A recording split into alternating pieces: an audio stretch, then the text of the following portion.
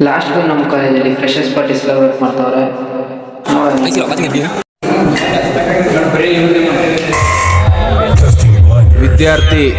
ವಿದ್ಯಾರ್ಥಿನಿಯರೇ, ವೇದಿಕೆಯ ಮೇಲೆ ಕುಳಿತಿರ್ತಕ್ಕಂಥ ಗಣ್ಯರೇ, ಯಾರಲ್ಲಿ ಪ್ಲೀಸ್ ಸಮಾಧಾನ, ಸೈಲೆನ್ಸ್. ನಿಮ್ಮ ಹತ್ರನೂ ಬರ್ತೀನಿ. ಶಕ್ತವಿಗೌಡ ಬಂದು ಒಂದೆರಡು ಸ್ಟೆಪ್ ಹಾಕ್ಬೋದು.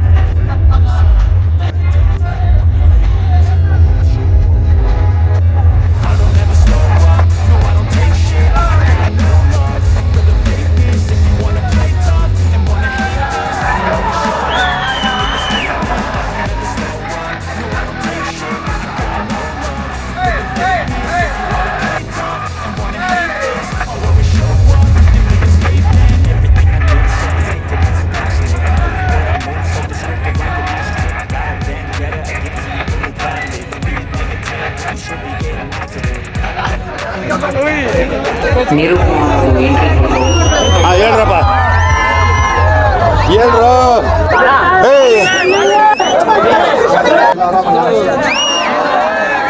ನಿಲ್ಸು ನಿಲ್ಸು ನಿಲ್ಸು ನಿಲ್ಸು. ಇವನೇನ್ ಮಾಡ್ತಾ ಇದ್ದಾನೆ?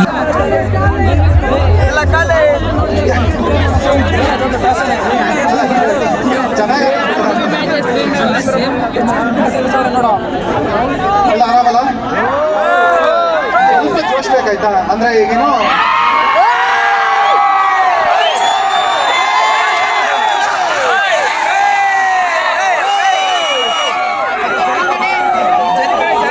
ಮಾಡಿದ್ರು ಅಂತ ಭಯ ಬಿದ್ದೆ.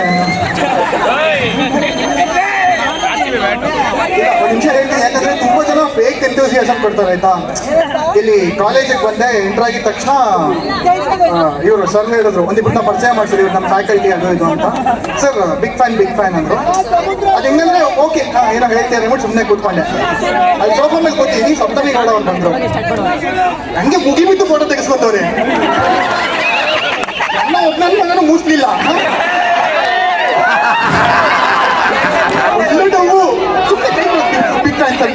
ಅವ್ರು ಬಂದಿದ್ದೆ ನಾನು ಒಂದು ಫೋಟೋ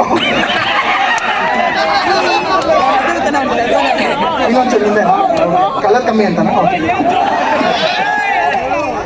ಒಂದು ಹೇಳ್ತೀನಿ, ಇವಾಗ ನನಗೆ ಸ್ವಲ್ಪ ಓಪನ್ ಹ್ಯಾಂಡ್ ಕೊಟ್ಟಿದ್ದಾರೆ, ಏನಾದರೂ ಮಾತಾಡ್ಬೋದು ಅಂತ. ಅಲ್ಲಿವರೆಗೂ ನನಗೊಂದು ಖುಷಿನೇ. ನೀವ್ಯಾರು ಅಫೆಂಡ್ ಆಗೋರು ಇದ್ರೆ ಈಗಲೇ ಮನೆಗೆ ಹೋಗ್ಬಿಡಿ ಸುಮ್ಮನೆ. ಯಾಕಂದ್ರೆ ನಮ್ಮ ಜನ ಹೇಗಂದ್ರೆ ಹೇಳ್ಬಿಡ್ತೀನಿ, ಪ್ರತಿ ಸಲ ಹೇಳ್ತೀನಿ, ನಮ್ಮ ಜನ ಈ ಬೆರಳನ್ನ ಕಾಲಕ್ಕೆ ಪಡಿ ಲಗ್ಬಿಟ್ಟು ಹಿಂಗೆ ಹಿಡ್ಕೊಂಡು ಓಡಾಡ್ತಾ ಇರ್ತಾರೆ. ಯಾರಾದ್ರೂ ಏನಾದ್ರು ಹೇಳಿದ್ರು ಅಫೆಂಡ್ ಆಗ್ಬಿಟ್ಟು ತಿಕ್ಕೊಂಡ್ಬಿಡೋಣ.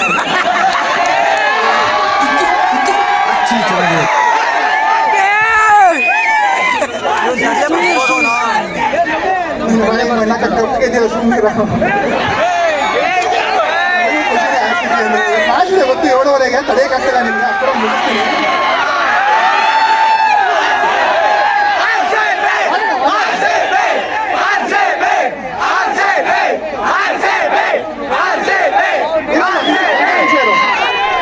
ಏನು ಅರ್ಥವೇ ಆಗ್ತಿಲ್ವೇ ಈ ಕೇಸು? ಎಳೆ ಮಗು ಆಗಿದ್ದಿದ್ರೆ ಓಕೆ, ಏನಿದು ಏನೂ ಗೊತ್ತಾಗ್ತಿಲ್ಲಪ್ಪ. ಇಲ್ಲ, ಈಗ ಅರ್ಥ ಆಗ್ತಿಲ್ಲ ನನಗೆ.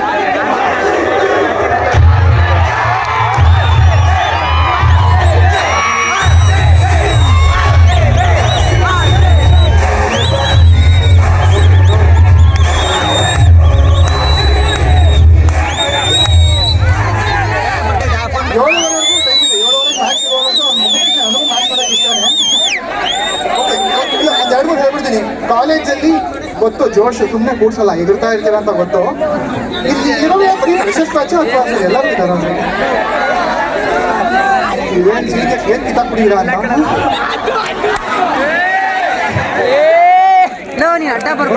ಕಾಲೇಜ್ಗೆ ಹೋಗ್ಬೇಕಾದ್ರೆ ಅನುಭವ ಇದೇ ಜೋಶ್ ಇತ್ತು. ಇನ್ನೊಂದೇನಂದ್ರೆ ಇಂಜಿನಿಯರಿಂಗ್ ಕಾಲೇಜ್ ಅದು ಸೇರ್ಕೊಬೇಕಾದ್ರೆ ನಾನು ಚಿಕ್ಕ ವಯಸ್ಸಿನ ಹೆಂಗಂದ್ರೆ ರವಿಚಂದ್ರನ್ ಅವ್ರ ಮೂವಿ ನಡ್ಕೊಂಡು ಬೆಳೆದಿರೋ ಹುಡುಗ. ನೋಡಿದ್ರೆ ಇವ್ರಿಗೆ ಬಿಲ್ಡಪ್ ಕೊಡ್ತಾ ಇದ್ದಾನೆ, ಇವನ್ ನೋಡಿದ್ರೆ ಅವ್ರಿಗೆ ಬಿಲ್ಡಪ್ ಕೊಡ್ತಾ ಇದ್ದಾನೆ. ದ್ರಾಕ್ಷಿ ಜೋಬಲ್ಲಿ ಇಟ್ಕೊಂಡು ಹೋಗಿದ್ದೆ. ಆ ಟೈಪಲ್ಲ. ಬಟ್ ಏನು ಗೊತ್ತಾ, ಈಗ ಈ ಕೋಲ್ಡ್ ಗ್ಯಾಂಗ್ ಎಲ್ಲ ಏನಕ್ಕೆ ನೀವು ಡಿವೈಡ್ ಮಾಡಿ ಕೊಡ್ಸ್ಬಿಟ್ಟಿದ್ದೀರಾ ಅಂದರೆ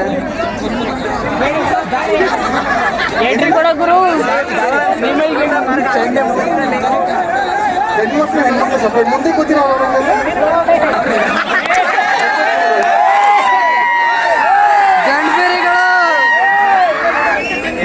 ಓಕೆ. ಒಂದು ನಿಮಿಷ, ಈ ಕಾಲೇಜಿಗೆ ಬರೋಕ್ಕೆ ಮುಂಚೆ ಒಂದು ಹೇಳ್ತೀನಿ. ಕಾಲೇಜ್ನ ಗೂಗಲ್ ಮಾಡಿದೆ, ಲೊಕೇಶನ್ ಒಂಚೂರು ಝೂಮ್ ಔಟ್ ಮಾಡಿದ್ರೆ ಆಂಧ್ರ ಕಾಣಿಸ್ತಿದೆ.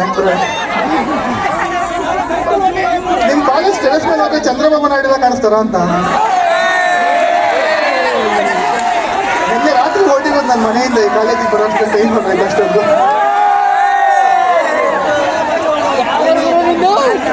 ಎನಿವೇಸ್, ಒಂದೇ ಒಂದು ನಂಗೇನು ಗೊತ್ತಾ, ಈಗ ನನಗೂ ಸಿಕ್ಕಾಪಟ್ಟೆ ಫೇಮಸ್ ಆಗಬೇಕು, ಜನ ಎಲ್ಲ ಕಂಡುಹಿಡಿಬೇಕಂತ ಒಂದು ಆಸೆ ಆಯ್ತಾ. ಸ್ಟ್ಯಾಂಡಪ್ ರಿಲೀಸ್ ಆದ್ಮೇಲೆ ನಾನು ಏನೇನ್ಕೊಂಡೆ, ನಾನೀಗ ಸಿಕ್ಕಾಪಟ್ಟೆ ಫೇಮಸ್ ಆಗಿದ್ದೀನಿ, ನಮ್ಮ ಮನೆ ಮುಂದೆಲ್ಲ ಬ್ಯಾರಿಕೇಡ್ ಹಾಕ್ಸ್ಬೇಕು, ಈ ಟೈಪ್ ಅನ್ಕೊಂಡಿದ್ದೆ. ಆಚೆ ಕಡೆ ಓಡಾಡ್ತೀನಿ, ಒಂದ್ ನಾಯಿ ಕಂಡಿಡ್ತಿಲ್ಲ. ಹುಡುಗರಿಗೆ ಹೆಂಗಂದ್ರೆ ಒಂದು ಹುಡುಗಿನ ಪಟಾಯಿಸೋದು ಸಿಕ್ಕಾಪಟ್ಟೆ ಕಷ್ಟ. ಅಂದ್ರೆ ನಮಗೆ ಭಿಕ್ಷುಕರಿಗೆ ಊಟ ಕೊಟ್ಟಂಗೆ. ನಮಗೆ ಯಾರಾನ ಒಂದು ಬಿರಿಯಾನಿ ಕೊಟ್ಟರು, ಮೊಸರನ್ನ ಕೊಟ್ಟರು ಅದನ್ನ ತಿಂತೀವಿ. ಹುಡುಗಿಯರಿಗೆ ಹಂಗಲ್ಲ, ನಿಮಗೆ ಬೊಫೆ ಇದ್ದಂಗೆ.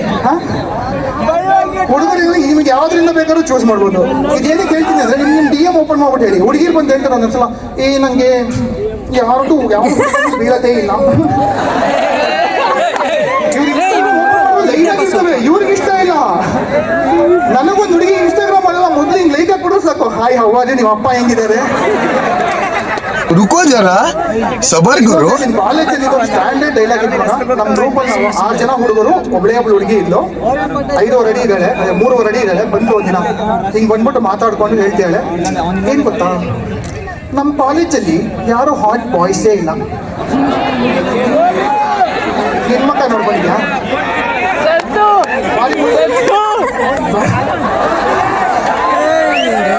ಅವಳಿಗಿಲ್ಲ ಅಂದ್ರೆ ನಾನು ಹೇಳ್ತಾ ಇರ್ಲಿಲ್ಲ ನಮ್ಗ, ಅವಳು ಹಾಟ್ ಬಾಯ್ಸೇ ಇಲ್ಲ. ನಾನು ಕೇಳಿದೆ, ಸರಿ ನಮ್ಮ ನಿಂಗೆ ಯಾವ ಥರ ಹುಡುಗ ಬೇಕು? ಅವಳು ಹೇಳಿದ್ರು, ನನಗೆ ಟಾಲ್ ಡಾರ್ಕ್ ಹ್ಯಾಂಡ್ಸಮ್ ಹುಡುಗ ಬೇಕು. 3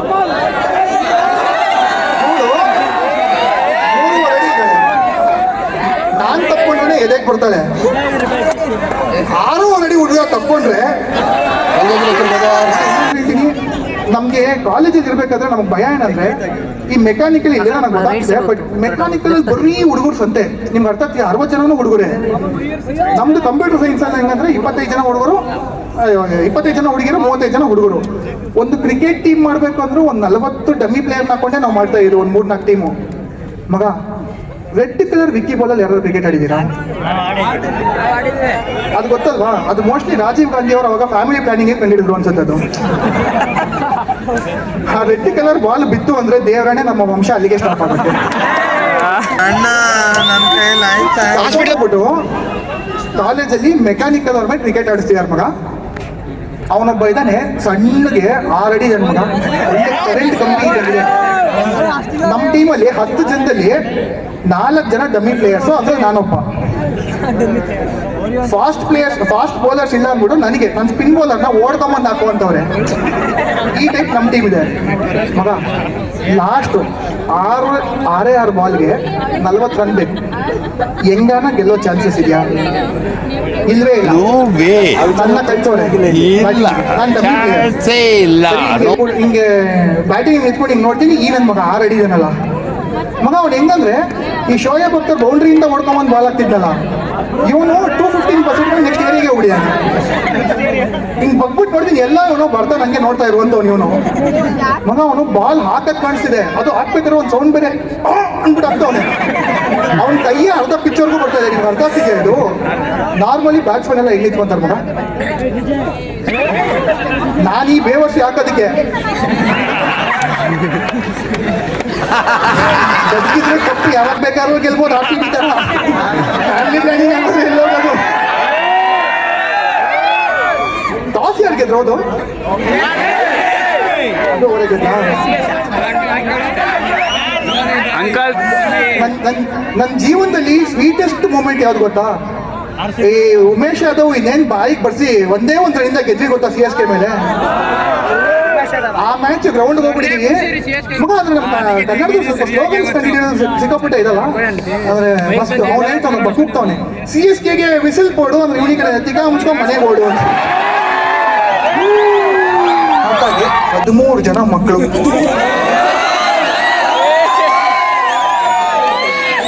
ಇವನ ಹೋರಾಟದ ಹಾದಿ ಎಲ್ಲೋ ದಿಕ್ಕು ತಪ್ಪಿದೆ. ನಮ್ ತಾತ ಬೈಯೋರು ಮೊಬೈಲ್ ಹಿಡ್ಕೊಂಡು ಕೂತ್ರೆ ಹೆಂಗಂದ್ರೆ ಏನೋ 24 ಗಂಟೆ ಮೊಬೈಲ್ ಹಿಡ್ಕೊಂಡು ಕೂತಿರ್ತೀರ, ನಿಮಗೇನು ಅದು ಬೇಜಾರಾಗಲ್ವಾ? ನಾನು ಹೆಂಗಂದ್ರೆ ತಾತ ನಿಮ್ ಕಾಲದಲ್ಲೂ ಇರ್ಬೇಕಾಗಿತ್ತು. ಶನಿವಾರ ನಮ್ಮ ಅಜ್ಜಿ ಒಳ್ಳೆ ಮಟನ್ ಮಾಡಾಕವ್ರು, ತಿನ್ಬಿಟ್ಟು ಇನ್ನೇನ್ ಕೆಲ್ಸ ನುಗ್ಗಿ ಬರ ಕಟ್ಟಿರೋ.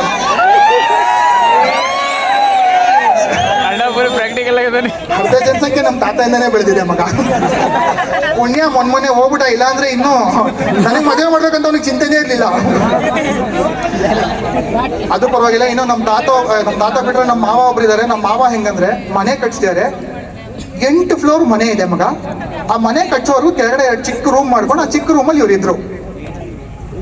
8ನೇ ಫ್ಲೋರ್ ಮೇಲ್ಗಡೆ 1000 ರೂಪಾಯಿದು ವಾಟರ್ ಟ್ಯಾಂಕ್ ಇದೆ, 1000 ಲೀಟರ್ದು. ಕೆಳಗಡೆ ವಾಶ್ರೂಮ್. ಫಸ್ಟ್ ಆಫ್ ಆಲ್ ವಾಸ್ತು ಎಷ್ಟು ಜನ ನಂಬ್ತಿರೋ ಗೊತ್ತಿಲ್ಲ, ವಾಸ್ತು ಒಳ್ಳೇದೆ ಕೆಲವೊಂದು ಪ್ಲೇಸಲ್ಲಿ ಅಲ್ಲ. ಆ ಕೆಳಗಡೆ ಚಿಕ್ಕ ಚಿಕ್ಕ ರೂಮಲ್ಲಿ ವಾಶ್ರೂಮ್ ಹೆಂಗಿದೆ ಅಂದ್ರೆ ಚಿಕ್ಕ ಪ್ಯಾಸೇಜು, ಹಿಂಗೆ ನಡ್ಕೊಂಡೋದ್ರೆ ಆ ಕಡೆ ಈ ಕಡೆ ಗೋಡೆ ಟಚ್ ಆಗ್ತಿದೆ. ನೀನೇನು ಅನ್ಕೊಂತೀಯ, ಹಿಂಗೆ ನಡ್ಕೊಂಡೋದ್ಮೇಲೆ ಹಿಂಗೆ ಕಮೋಡ್ ಇರುತ್ತೆ, ತಿರ್ಕೊಂಡು ಕೂತ್ಕೊಂತೀಯ. ನಮ್ಮ ಮಾವ ವಾಸ್ತು ತಿರುಗಿಸಿಕ್ಬಿಟ್ಟವನೆ. ನಿಂಗೆ ಅರ್ಥ ಆಗ್ತೀಯ? ಅರ್ಧ ಪ್ಯಾಂಟ್ ಪಿಚ್ಚೆಲ್ಲ ಹೋಗಲ್ಲ, ಎಲ್ಲ ಕಿತ್ತು ಬಿಸಾಕಿ ಜಾಸ್ತಿ ಅಲ್ಲಿವರೆಗೂ ಕೂಡ ತಡ್ಕೊಂಡ್ಬಿಟ್ಟೆ. ನನಗೆ ಅದು ಪ್ರಾಬ್ಲಮ್ ಆಗಿಲ್ಲ ಮಗ. ಒಂದು ವಾರ್ನಿಂಗ್ ಬೋರ್ಡ್ ಆದ್ರೂ ಹಾಕ್ಬೇಕಾನೆ ಆಚೆ ಕಡೆ ನೀರು ಇಷ್ಟು ಫೋರ್ಸಲ್ಲಿ ಬರುತ್ತೆ ಅಂತ. ಆತ್ಮ ಕ್ಲೀನ್ ಆಗೋಯ್ತು. ಅದು ಬಂದಿರೋ ಫೋರ್ಸ್ ಇಲ್ಲಿ ಸಿಂಗಾಪುರ ಸಿನಿಮಾ ಭಯಂಕರ ಬರುತ್ತಲ್ಲ, ಸರಿ ಮನೆಗೆ ಕರ್ಕೊಂಡು ಹೋದ್ಲು. ಅವ್ರು ಹೇಳಿದ್ರು ಫಸ್ಟ್ ಊಟ ಮಾಡ್ಬಿಡು, ಆಮೇಲೆ ಶಿವತಿ ಎಂಟೈರ್ ಹೌಸ್ ಟೂರ್ ಕೊಡ್ತೀನಿ ಅಂದ್ಲು. ಸರಿ ನಮ್ಮ ಮಾಡ್ಬಿಟ್ಟು ಅಡುಗೆ ಮನೆಗೆ ಹೋದ್ವಿ. ಅವ್ರು ಅಡುಗೆ ಮನೆಗೆ ಹೋದ್ರೆ ಹಿಂಗೆ ಅಮ್ಕಿದ್ರೆ ನೊರೆ ಬರುತ್ತಲ್ಲ ಮಗ.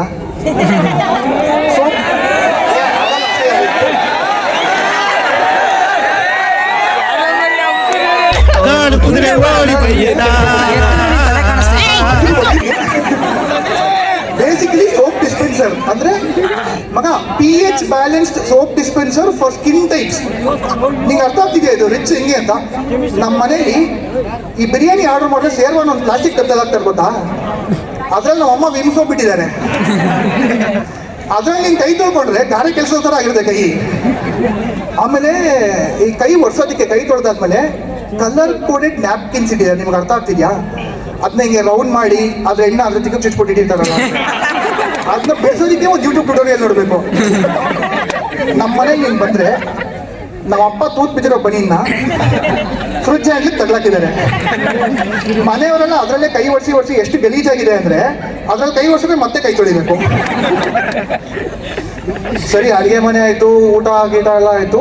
ಕರ್ಕೊಂಡೋಗಿ ಇದು ದಿಸ್ ಇಸ್ ನಾಟ್ ವಾಶ್ರೂಮ್ ಅಂತ ತೋರಿಸೋದು. ಮಗ 30-40 ಸೈಟಲ್ಲಿ ವಾಶ್ರೂಮ್ ಮಾತ್ರನೇ ಇದೆ ಮಗ. ಬಾಲ್ಟ ಬರ್ತಾಗ್ತಿದ್ಯಾ? ನಮ್ಮ ಮನೇಲಿ ಮಗ 2x2 ನಲ್ಲಿ ಸ್ನಾನ ಮಾಡೋದು ಕಮೋಡ್ 2 ಇದೆ. ಜೋರಾಗಿ ಸೋಪಲ್ಲಿ ಉಚ್ಕೊಂತ ಇದ್ರೆ ಸೋಪ್ ಸ್ವಲ್ಪ ಸ್ಲಿಪ್ ಆದ್ರೆ ಕಮೋಡ್ ಒಳಗಡೆ ಬೀಳುತ್ತೆ. ಗಂಡು ಮಕ್ಳಿಗೆ ಇದು ಗೊತ್ತು, ಒಂದು 5 ನಿಮಿಷ ಎಕ್ಸ್ಟ್ರಾ ಸ್ಪೆಂಡ್ ಮಾಡೋಂಗಿಲ್ಲ ಟೈಮು. ಅಮ್ಮ ಆಚೆ ಕಡೆಯಿಂದ ಏನೋ ಮಾಡ್ತಿದ್ಯಾ ಒಳಗಡೆ ಕಚ್ಚಿದ್ದಾರೆ, ಹಿಂಗೆ ಲಕ್ಷ ಬಿಡ ಲಾ ಲಾ ಲಾ ಲಾ ಅಂತ ಮಗ. ಅವ್ರ ಮನೆ ಬಾಟ್ ಟಬ್ಬಲ್ಲ, ಅದೇನೋ ಜಕೂಸಿ ಅಂತೆ ಮಗ. ಅಂದ್ರೆ ಕೆಳಗಡೆ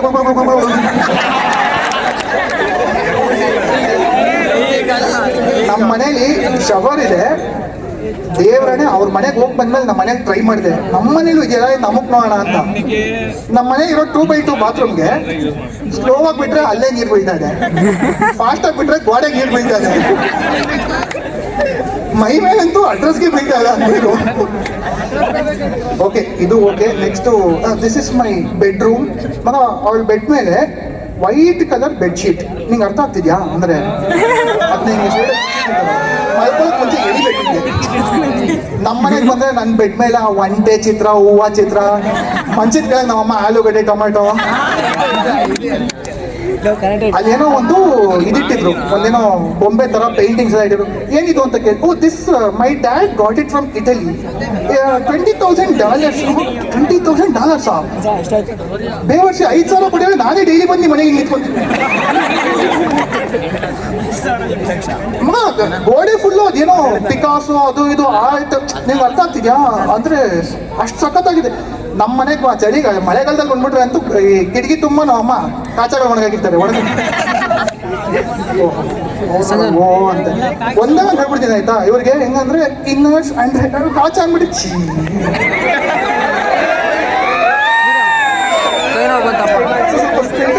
ಮಾತಾಡೋದು.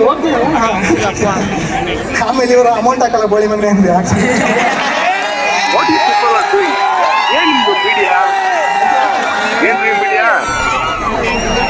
ಇಲ್ಲ ಮಗ, ಒಂದು ಹೇಳ್ತೀನಿ ಕೇಳು. ನನಗೆ ಈ ಇಂಗ್ಲೀಷ್ ಈ ತೆವಲಿದೆಯಲ್ಲ ಅದು ನಂಗೆ ಸ್ವಲ್ಪ ಆಗಲ್ಲ. ಯಾಕಂದ್ರೆ ಬಂದ್ಬಿಟ್ಟು ಫಕ್ಕಿ ಒಂದಿದೆ, ಓ ಮೈ ಗಾಡ್ ಸೋ ಕೂಲ್ ಮ್ಯಾನ್. ನಾನು ಕನ್ನಡದವ್ರನ್ನ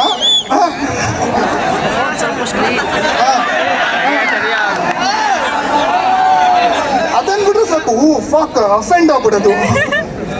ಬೇಡ, ಅಲ್ಲಿ ಹೋಗಲ್ಲ ಬಿಡು, ಮಿಡಲ್ ಕ್ಲಾಸ್ಗೆ ಸ್ಟಿಕ್ ಆನ್ ಆಗ್ತೀನಿ. ಇನ್ನೊಂದಿದೆ ಮಗ, ಸೆಕೆಂಡ್ ಸೆಮ್ಮಲ್ಲಿ ಹಂಗೂ ಹಿಂಗೂ ಕಷ್ಟಪಟ್ಟು ಈ ಹುಡುಗಿ ಹೇಳಿದ್ ನಾ ಪಟಾಯಿಸಿದ್ದೆ.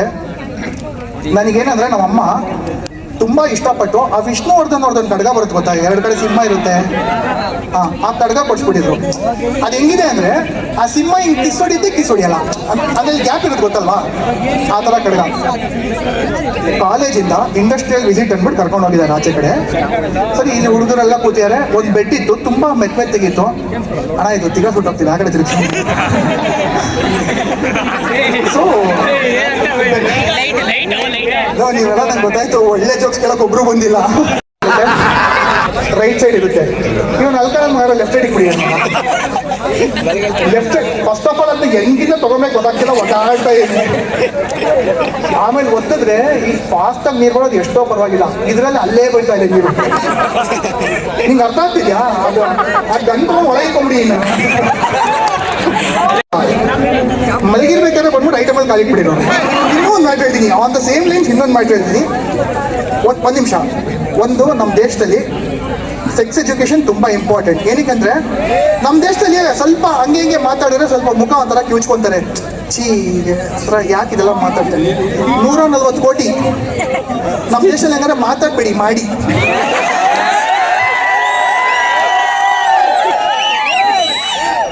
ಏನಕ್ಕೆ ಹೇಳ್ತೀನಿ ಅಂದ್ರೆ, ಪೀರಿಯಡ್ಸ್ ಬಗ್ಗೆ ಆಕ್ವರ್ಡ್ ಆಗೋದು ಬೇಕಾಗಿಲ್ಲ. ಬಿಕಾಸ್ ಇಟ್ಸ್ ಅ ನಾರ್ಮಲ್, ಎಲ್ಲರಿಗೂ ಗೊತ್ತಿರಬೇಕಾಗಿರೋ ವಿಷಯ. ಪ್ರಾಬ್ಲಮ್ ಅದಲ್ಲ. ನಾನು ಹುಡುಗಿಯನ್ನ ಕೇಳಬೇಕು, ನಿಮಗೆ ಪೀರಿಯಡ್ಸ್ ಟೈಮಲ್ಲಿ ಮೂಡ್ ಸ್ವಿಂಗ್ಸ್ ಆಗುತ್ತೆ ಅನ್ನೋ ವಿಷಯ ನಮಗೆ ಗೊತ್ತಿಲ್ಲ. ನನ್ನ ಗರ್ಲ್ ಫ್ರೆಂಡ್ ಜೊತೆ ಊಟಕ್ಕೆ ಹೋಗಿದ್ದೀನಿ, ಅವಳೇ ಸೆಲೆಕ್ಟ್ ಮಾಡಿದ ರೆಸ್ಟೋರೆಂಟು, ಅವಳೇ ಸೆಲೆಕ್ಟ್ ಮಾಡಿದ ಡಿಶ್ಶು, ತಿನ್ಕೊಂಡು ಕೂತಾ ಇದೀನಿ, ಕೈ ಅಂದ್ಲು.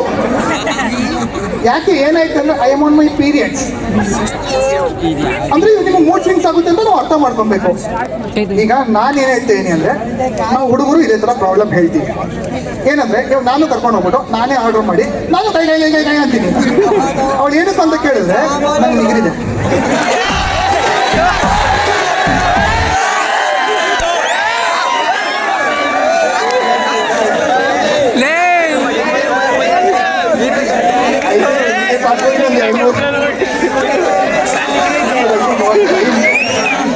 More than 30 minutes.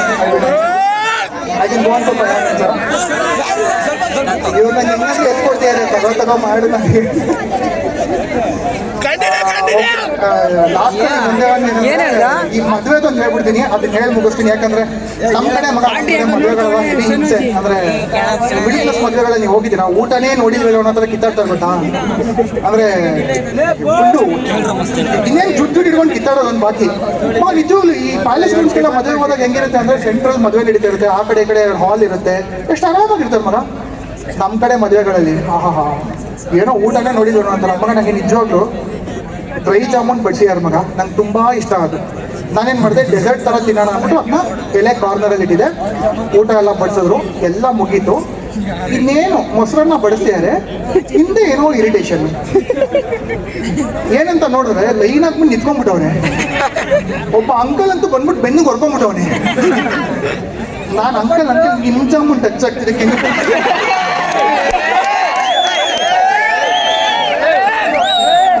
Anyways I think ನನಗೆ ಕೊಟ್ಟಿರೋ 35-40 ನಿಮಿಷ ಟೈಮ್ ಇಲ್ಲಿಗೆ ಮುಗಿದಿದೆ. ಹೋಪ್ಫುಲಿ ಎಂಜಾಯ್ಡ್ ಅನ್ಕೊಂತೀನಿ. ನಮ್ ಸ್ಥಿತಿ ಹೆಂಗಾಗ್ಬಿಟ್ಟದೆ ಅಂದ್ರೆ ಗೋವಿಂದಪ್ಪ, ಯಾವ್ದೋ ಒಂದ್ ದಿಕ್ಕಿಲ್ದಲ್ಲಿರೋ ಎಣ ಹೊರಕ್ ಹೋಯ್ತೀವಿ ಅಂತ ತಿಳ್ಕೊ, ಅದಕ್ಕೆ ಸಹಿತ ನಾವೇನಾದ್ರು ಒತ್ಕೊಂಡ್ಬಿಟ್ಟಿದೀವಿ ಅಂತ ಗೊತ್ತಾಗ್ಬಿಟ್ರೆ ಆಕಾಶಕ್ಕೆ ಹಂಗೆ ಪುರ್ರನಂಗೆ ಆರುಂಟೋಯ್ತದೆ ಕಡೆ. ಓಪನ್ ಹ್ಯಾಂಡ್ ಕೊಟ್ರು, ನಿಮ್ಗೆ ಏನ್ ಬೇಕೋ ಅದು ಮಾತಾಡಿ ಅಂತ ಸಿಕ್ಕಾಪಟ್ಟೆ ಥ್ಯಾಂಕ್ ಯು ಸರ್. ಯೂಶಲಿ ನಾನು ಕಾಲೇಜ್ಗೆ ಹೋದ್ರೆ ಒಂದ್ ಸ್ವಲ್ಪ ಸೋಬರ್ ಡೌನ್ ಆಗಿ ಮಾತಾಡ್ತೀನಿ. ಯಾರೋ ಅಫೆಂಡ್ ಆಗಿದ್ರೆ ನೀವು ನೋಡ್ಕೊಳ್ಳಿ ದಯವಿಟ್ಟು. ಸತ್ಯ ಸಿಕ್ಕಾಪಟ್ಟೆ ಚೆನ್ನಾಗಿ ಕಾಣಿಸ್ತಾ ಇದ್ದೀರಾ. ಅವ್ರ ಮನಸ್ಸಲ್ಲಿರೋ ಮಾತನ್ನ ನೀನು ಹೇಳಿದೆ ಅಷ್ಟೇ. ಎನಿವೇಸ್ ಧನ್ಯವಾದಗಳು. ಇರೋ ಮೋಹನ್ ಮತ್ತೆ ಸಿಗುವ.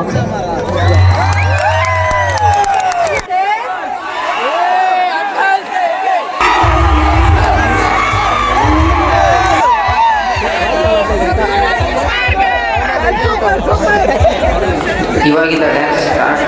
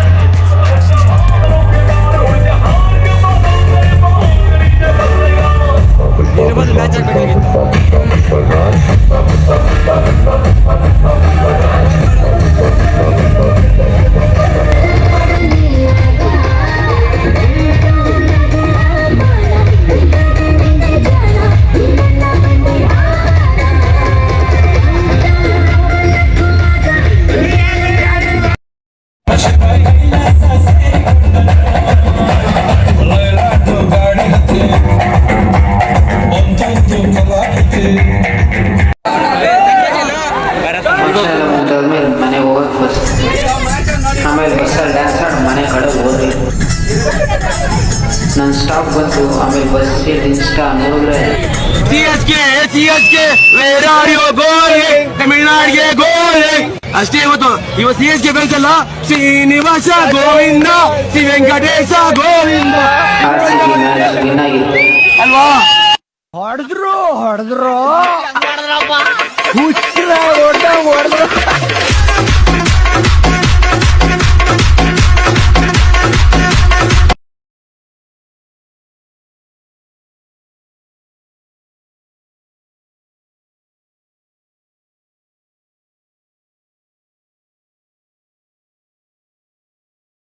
Like, comment, share and subscribe ಮಾಡಿ.